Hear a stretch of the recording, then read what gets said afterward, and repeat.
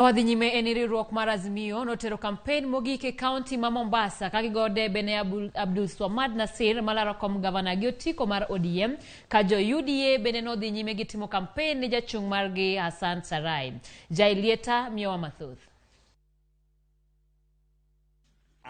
On behalf of the Kenya Kwanza fraternity, I wish to welcome my good brother David Ochieng and the Movement for Democracy and Growth Party.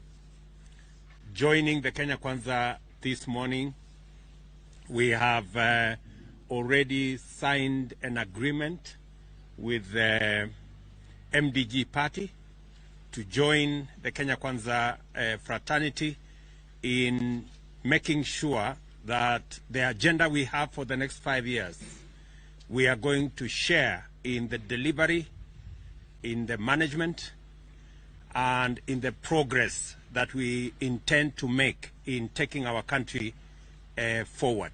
I must say that we are very happy this afternoon to be here.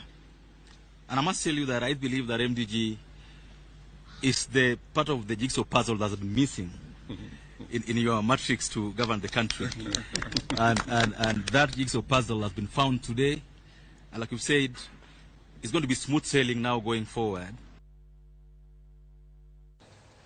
Ramogi atimo mos kuom lipodno mano en lipot mabende kama jaod bura ma Ugenya David Ochieng mar MDG odonjo e kwethno mar Kenya Kwanza. Mano lipot ma bende kama jaod bura no ma Ugenya mano David Ochieng mar duond bura mar MDG kachiel koda kweth mare odonjo e kwethno mar Kenya Kwanza. Bende lipot madonjo wacho ni nitiere ng'anyo mamuol ma bende obagi e gwengego eko kaluwore koda wach mar dar mar donjo mar David Ochieng e kwethno mar Kenya